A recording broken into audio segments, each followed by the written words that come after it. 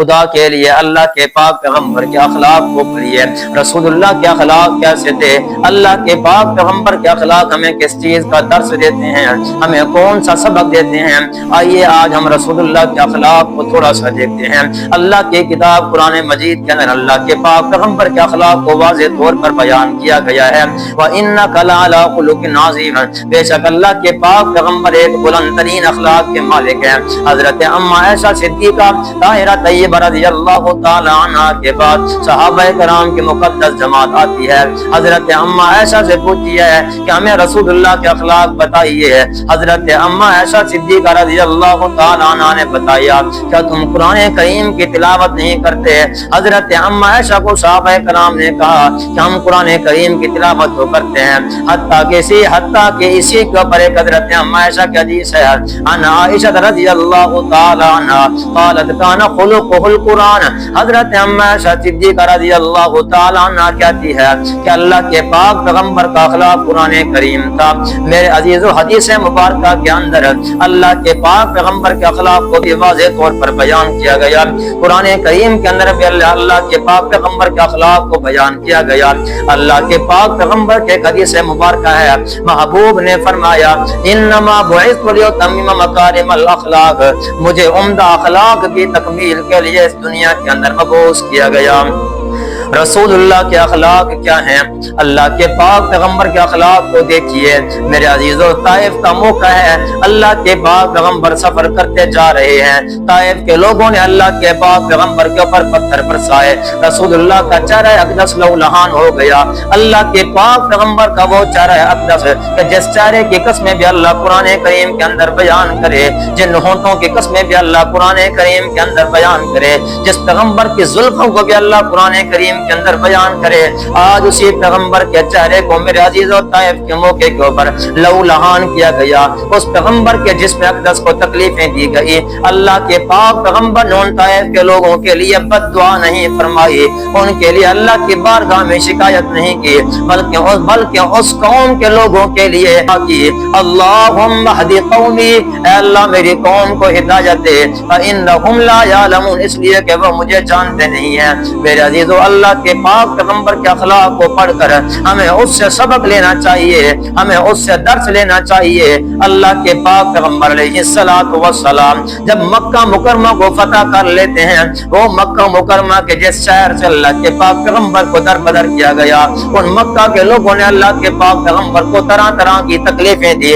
اللہ کے پاک پیغمبر نے جب اسی مکہ کو فتح کر لیا، فتح کرنے کے بعد ان مکہ کے لوگوں نے یہ سوچا کہ آج یہ پیغمبر ہم سے انتقام لے گا، ہم سے بدلہ لے گا، لیکن اللہ کے پاک پیغمبر نے اعلان فرمایا لا تثریب علیکم اليوم، آج کے دن تمہارے اوپر کوئی گرفت نہیں ہوگی۔ میرے عزیزو، اسی طرح حضرت انس بن مالک رضی اللہ تعالیٰ عنہ کہتے ہیں کہ میں نے اللہ کے پاک پیغمبر کی خدمت مبارک کے اندر میں نے 10 سال تک اللہ کے پاک پیغمبر کی خدمت کی ہے۔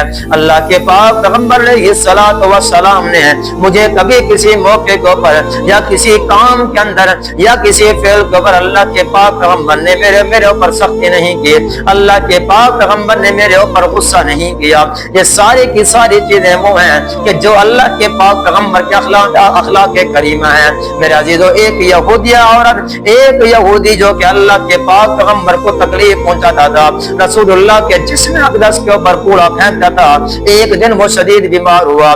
اللہ کے پاک پیغمبر صحابہ کرام کی مقدس جماعت کے ساتھ اس یہودی کے گھر کے اندر جاتے ہیں، وہ شدید بیماری کے حالت کے اندر ہوتا ہے۔ اللہ کے پاک پیغمبر کے اس اخلاق کو دیکھ کر وہ دائرہ اسلام کے اندر داخل ہو جاتا ہے۔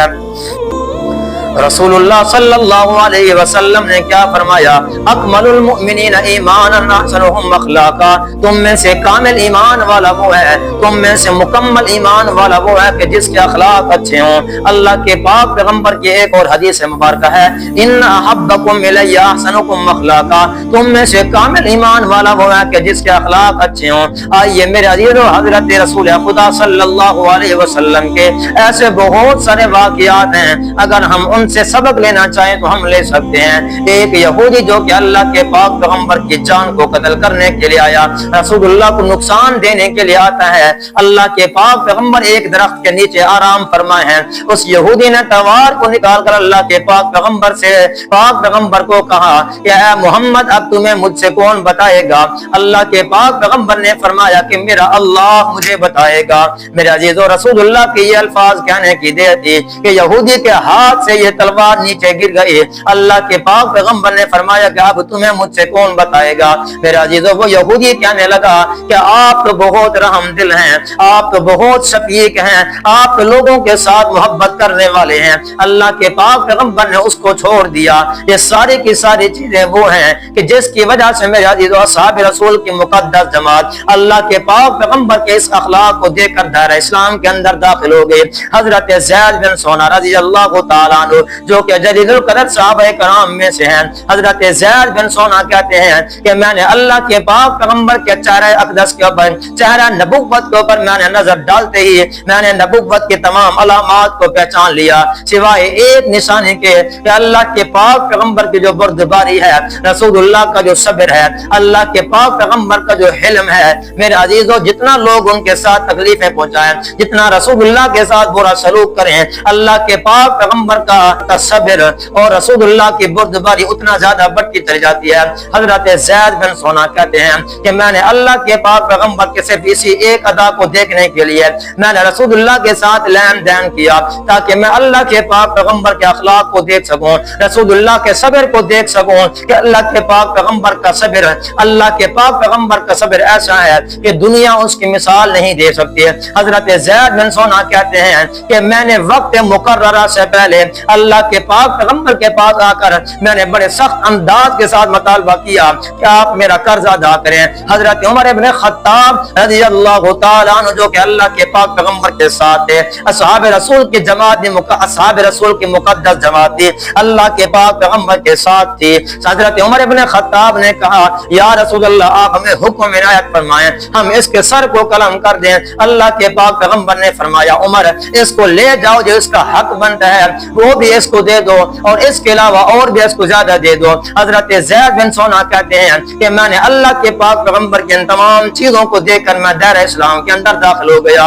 मेरे अजीजों, मेरी गुजारिश यह तमाम अहबाब से कि अल्लाह के पाक पैगंबर के अखलाक को अपनी जिंदगी के अंदर अपनाओ, रसूलुल्लाह की तालीमात को अपनी जिंदगी के अंदर ले आओ, अल्लाह के पाक पैगंबर की एक एक सुन्नत को अपनी जिंदगी के अंदर ले आओ। आज अगर तुम आजिज़ का आजिज़ी करने वाले बन गए, आज अगर तुम तवाज़ु करने वाले बन गए, अल्लाह की कसम क्या कर कहता हूं कि अल्लाह के यहाँ तुम्हारा इतना बुलंद मकाम हो जाएगा, दुनिया जिसकी मिसाल नहीं दे सकेगी।